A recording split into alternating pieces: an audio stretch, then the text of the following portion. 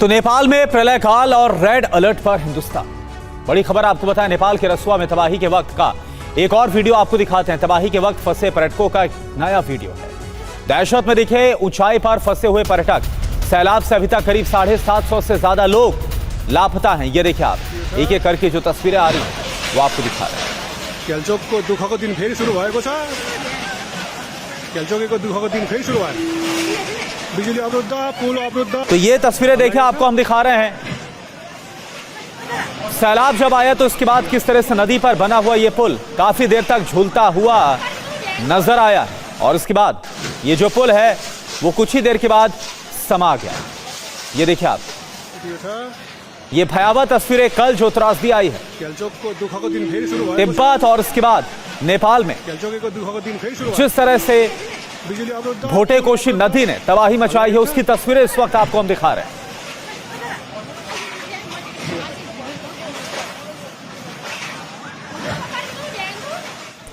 और नेपाल के रसुआ में तबाही के वक्त का एक और वीडियो आपको दिखाते हैं। एक और तस्वीरें देखिए। तबाही के वक्त फंसे पर्यटकों का नया वीडियो। दहशत में दिखे ऊंचाई पर फंसे पर्यटक। सैलाब में अभी करीब 750 से ज्यादा लोग लापता बताए जा रहे हैं। देखिए कैसे बड़ी संख्या में पर्यटक यहाँ पर दिखाई दे रहे हैं और जो लोग लापता हैं उनमें भी कई पर्यटक बताए जा रहे हैं। और एक और बड़ी खबर, नेपाल में बाढ़ के बाद बिहार में हाई अलर्ट। नेपाल से सटे जिलों में चेतावनी जारी की गई। गंडक नारायणी का जलस्तर बढ़ने की आशंका। 6 जिलों में अलर्ट। एनडीआरएफ की 9 टीमें तैनात। बांध और तटबंधों की निगरानी बढ़ाई गई है। नेपाल में बाढ़ के बाद यूपी में भी सतर्कता बढ़ गई है। महाराजगंज कुशीनगर में प्रशासन अलर्ट पर है। सीएम योगी ने अधिकारियों को तैयार रहने के लिए कहा है। सीमावर्ती इलाकों में निगरानी बढ़ाने के निर्देश। बांध और तटबंधों की सुरक्षा पर खास निगरानी रखी जा रही है।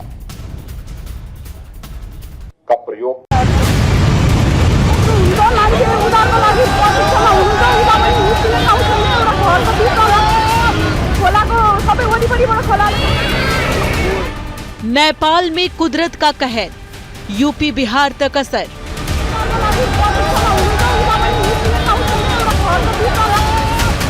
नेपाल में महातबाही, भारत में रेड अलर्ट।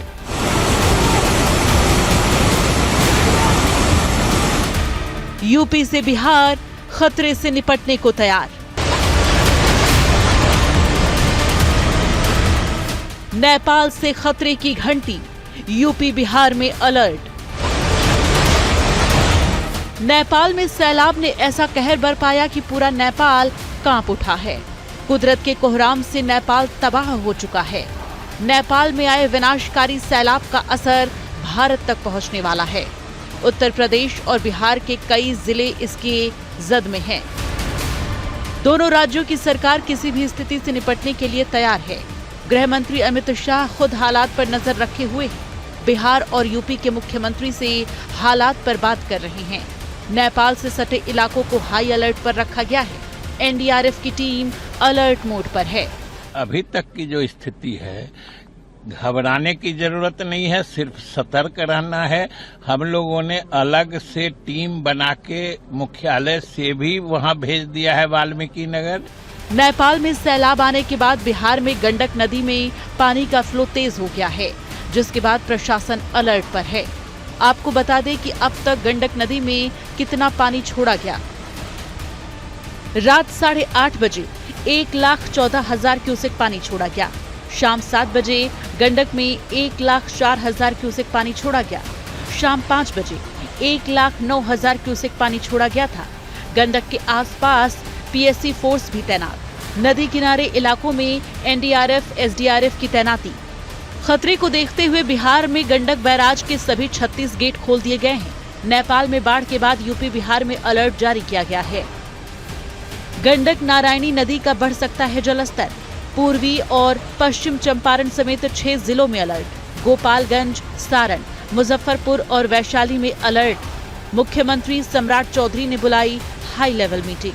यूपी के महाराजगंज कुशीनगर में अलर्ट जारी। सीएम योगी ने अफसरों को खास निर्देश दिए।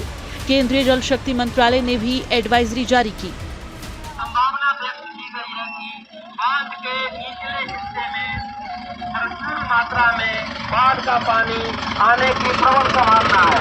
अतः आप ग्राम वासियों से नम्र निवेदन है कि अपने अपने माल मवेशी, बच्चे, बूढ़े और वसी बिहार के मुजफ्फरपुर में प्रशासन लोगों को अलर्ट कर रहा है। दियारा क्षेत्रों में रह रहे लोगों को कहा जा रहा है कि बाढ़ आने की संभावना है, इसलिए आप लोग सुरक्षित जगहों पर पहुंच जाएं। बाढ़ की संभावना को देखते हुए मुजफ्फरपुर के डीएम और एसएसपी ने रेवा घाट पहुंचकर गंडक नदी का जायजा लिया, ग्रामीणों के साथ मीटिंग की। हम लोग के 3 अंचल मिलाकर के 16 पंचायतें जो बांध के नज़दीक है, जो बाढ़ प्रभावित हो सकते हैं, तो वहाँ के जनप्रतिनिधियों से, वहाँ के लोगों से हम लोग अपील करेंगे कि सुरक्षित स्थान पे वहाँ चले जाएं। और प्रशासन को हम लोग के द्वारा अलर्ट किया गया है कि जितने भी लोग हैं उनको आवश्यक सहयोग करते हुए और जो सुरक्षित स्थान है वहाँ पे लेके जाने के लिए। नेपाल में फ्लैश फ्लड के बाद बिहार के पश्चिम चंपारण में गंडक नदी के किनारे रह रहे लोगों को अलर्ट किया जा रहा है। प्रशासन जगह जगह पहुंचकर लोगों को सुरक्षित जगहों पर जाने के लिए कह रहा है। प्रशासन की मदद से लोग सुरक्षित जगहों पर जा रहे हैं। जिला प्रशासन की टीम बाढ़ प्रभावित क्षेत्रों में जाकर बाढ़ आने की जानकारी दे रही है। किया जाता है, गंडक नदी में अचानक बाढ़ आने की संभावना है। बाढ़ की पानी कभी भी आ सकती है, सभी लोग सतर्क रहें। नदी के किनारे निचले एवं जल भराव वाले क्षेत्रों से तत्काल सुरक्षित स्थान पर चले जाएं। बच्चों, बुजुर्गों एवं पशुओं को विशेष रूप से सुरक्षित रखें। नेपाल में फ्लैश फ्लड के बाद यूपी प्रदेश सरकार भी अलर्ट मोड पर है। मुख्यमंत्री योगी आदित्यनाथ ने नेपाल से सटे जिलों में जिलाधिकारियों को अलर्ट रहने को कहा है। कुशीनगर में नारायणी नदी के किनारे बसे गांवों को अलर्ट कर दिया गया है। जिले के डीएम और एसएसपी ने नदी के किनारे रह रहे लोगों से बातचीत की, लोगों को सुरक्षित जगहों पर जाने की अपील की। कोई भी बात होगी तो हमारी टीम यहाँ पे है। खाने पीने से लेके आपके पशुओं से लेके अगर कोई किसी का स्वास्थ्य खराब होता है, दवाई से लेके हर चीज़ की जिम्मेदारी सरकार ने प्रॉपरली कर रखी है। किसी को परेशान या पैनिक होने की जरूरत नहीं। प्रशासन की टीम पूरी तरह अलर्ट है। हर समस्या से निपटने के लिए सरकार तैयार है। लोगों को सुरक्षित जगहों पर पहुंचाने का काम जारी है। अब देखना है कि नेपाल में आई तबाही का असर भारत पर कितना पड़ेगा।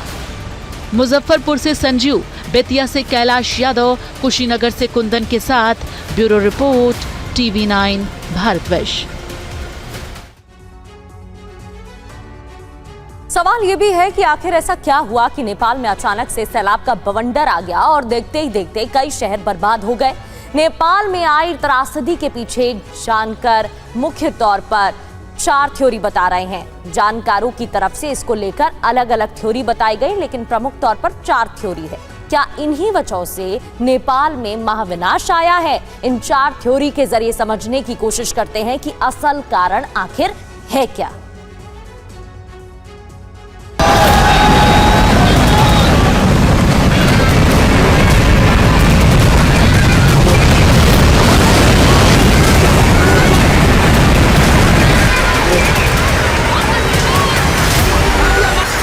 नेपाल में कुदरत का कहर, बाढ़ से हाहाकार।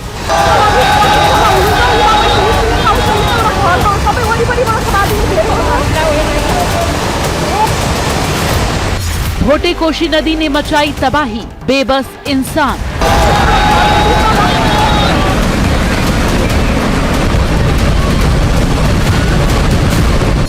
पानी में बह गए घर, सड़क, पुल। 150 से ज्यादा मौत।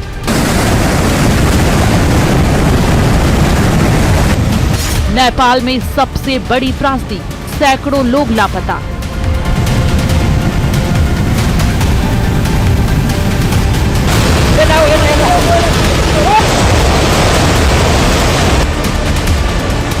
नेपाल में अचानक आई बाढ़ ने कुछ घंटों में ही बड़ी तबाही मचा दी। बाढ़ का सबसे ज्यादा असर रसुआ, नुआकोट, धादिंग, चितवन में दिखा। नेपाल में अचानक आई तबाही के बाद कई सवाल उठ रहे हैं कि अचानक क्या हुआ, कैसे दर्जनों पुल, सैकड़ों घर भोटे कोशी नदी में आई बाढ़ में बह गए। आखिर नदी में इतना पानी अचानक कहां से आ गया? पानी आने के पीछे कई थ्योरी हैं, जिनके आधार पर भीषण बाढ़ का आकलन किया जा रहा है। भोटे कोशी नदी में अचानक आई बाढ़ ने एक बार फिर हिमालय के तेजी से बदलते मौसम और ग्लेशियर से जुड़े खतरे की ओर इशारा किया है। पहली थ्योरी के मुताबिक तिब्बत में सुबह 4.4 तीव्रता का भूकंप आया, जिसकी वजह से बर्फ और चट्टानों में एवलांच आया। एवलांच आने की वजह से तिब्बत के केरुंग इलाके में लेंडे नदी में पानी रुक गया। उस जगह झील जैसे हालात बन गए, जहां भारी मात्रा में पानी जमा हो गया। जब ये कृत्रिम झील टूटी तो अचानक भारी मात्रा में पानी भोटेकोशी नदी में आ गया। सैलाब ने भोटेकोशी और आगे त्रिशूली नदी में भयंकर बाढ़ ला दी, जिससे पुल, सड़कें और हाइड्रो इलेक्ट्रिसिटी प्रोजेक्ट ताश के पत्तों की तरह बह गया।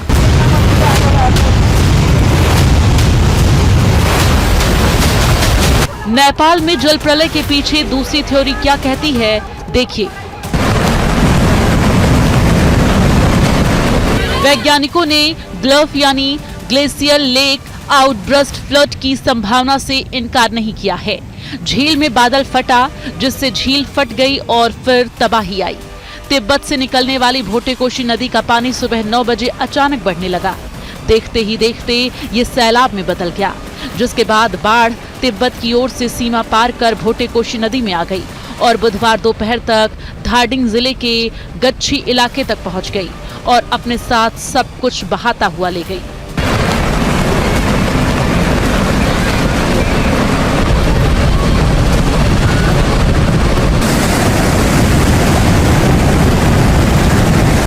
नेपाल में जल त्रासदी के पीछे तीसरी थ्योरी भी है, अब उसे समझते हैं। बर्फीले तूफान ने तबाही मचाई। दावा है कि तिब्बत में बर्फीले हिमस्खलन से नदी ब्लॉक हो गई। इसके बाद बर्फ के बड़े टुकड़े ने नदी के बहाव को बाधित किया। आशंका है धीरे धीरे लगातार पानी जमा होना शुरू हो गया। फिर अचानक नदी का पानी फूट पड़ा और तेजी से नीचे की ओर बहा।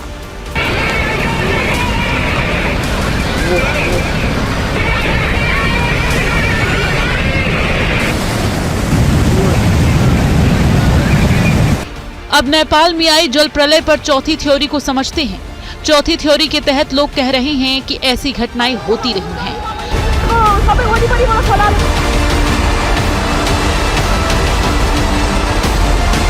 जुलाई 2025 में भी भोटेकोशी में अचानक बाढ़ आई थी। तब ग्लेशियर लेक आउटब्रस्ट को वजह माना गया था। सैटेलाइट तस्वीरों से भी इसकी पुष्टि हुई थी। हालांकि अभी नेपाल में खतरा टला नहीं है। नेपाल के फ्लड फोरकास्टिंग डिवीजन ने चेतावनी दी है कि भोटेकोशी और त्रिशूली नदी के इलाकों में खतरा अभी पूरी तरह टला नहीं है। चीन की ओर नदी के रास्ते में बनी झील अभी पूरी तरह खाली नहीं हुई है। चीन के मौसम विभाग ने भी कहा है कि हिमताल क्षेत्र में अभी भी करीब 7 मीटर ऊंचा प्राकृतिक बांध मौजूद है। इस बांध के किसी भी समय टूटने का खतरा बताया गया है। इस आशंका को देखते हुए नदी के तटीय क्षेत्रों में रहने वाले लोगों और राहत बचाव कार्य में जुटे सुरक्षा कर्मियों को विशेष सावधानी बरतने की अपील की गई है। नेपाल से TV9 भारतवर्ष के लिए कैमरामैन मुनीश के साथ आकाश वत्स की रिपोर्ट।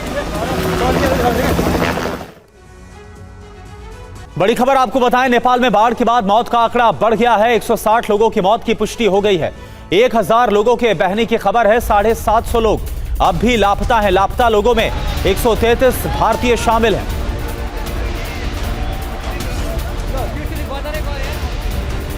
और इसी पर आपको दिखाते हैं ग्राउंड रिपोर्ट।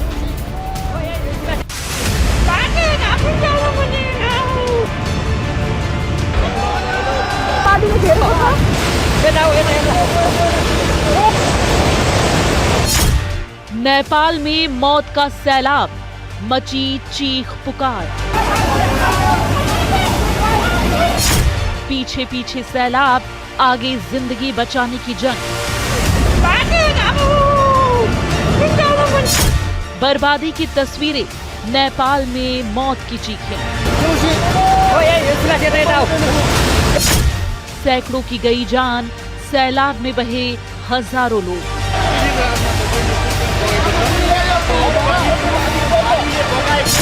कुदरत का विनाश लीला, उजड़ गया नेपाल।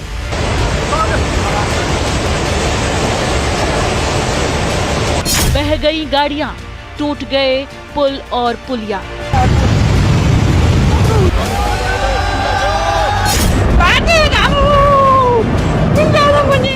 नेपाल के पहाड़ी इलाके से आया ये सैलाब अपने साथ सब कुछ बहा ले गया।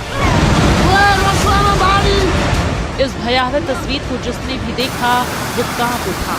मौत के इस मंजर को जिसने भी देखा, चीख पुकार मच गई। लोग जिंदगी बचाने के लिए भागने लगे। जिंदगी की दौड़ में कुछ भाग गए तो कुछ पीछे रह गए। इस तस्वीर को देखिए, ये चीन नेपाल सीमा को जोड़ने वाले पोर्ट की सफेद इमारत है। ये 8 से 10 मंजिला ऊंची इमारत है, लेकिन इसके पीछे से जो भयानक सैलाब आ रहा है वो डरावना है। लोगों को सैलाब की आहट मिल चुकी थी। पल भर में ही यहाँ अफरा तफरी मच गई। लोग जिंदगी बचाने के लिए भागने लगे। देखते ही देखते ये पूरी बिल्डिंग जमींदोज हो गई। बड़े बड़े पत्थर हवा में उड़ते दिखाई देने लगे। मौत का सन्नाटा छा गया। न जाने कितने लोग इस कुदरत की क्रोध के शिकार हो गए। नेपाल में हुई तबाही की इस तस्वीर को देखिए। नेपाल के साथ लगती सीमा के तिब्बत वाले हिस्से का वीडियो है। ये किसी बस अड्डे की तस्वीर है। आसपास कई इमारतें हैं। यहाँ भी जिंदगी बचाने की रेस लगी है, लेकिन सैलाब इनका पीछा कर रहा है। लोग आगे आगे भाग रहे हैं। पीछे सैलाब इनकी जिंदगी की सांसें छीनने पर आमादा है। कुदरत के क्रोध के आगे इंसान बेबस नजर आ रहा है। कुछ मिनटों में ही सैलाब ने सब कुछ खत्म कर दिया।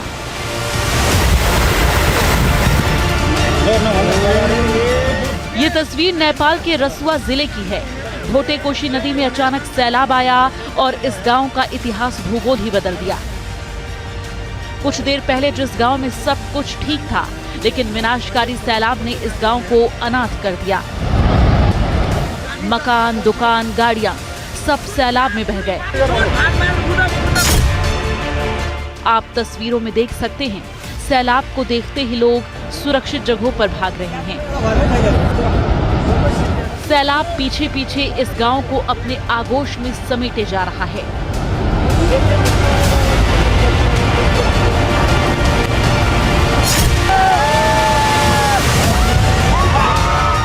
रसुआ जिले की एक और तस्वीर को देखिए, जहां 2 पहाड़ियों को जोड़ने वाला ये ब्रिज सैलाब में तिनके की तरह बहता चला गया।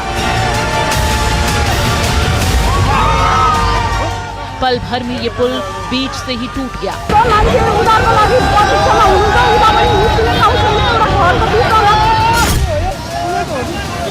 इस वीडियो को ध्यान से देखिए। सैलाब के साथ पहले से ही एक दूसरे पुल का हिस्सा बहता हुआ आया और टकराते हुए ये पुल तिनके की तरह चूर चूर हो गया।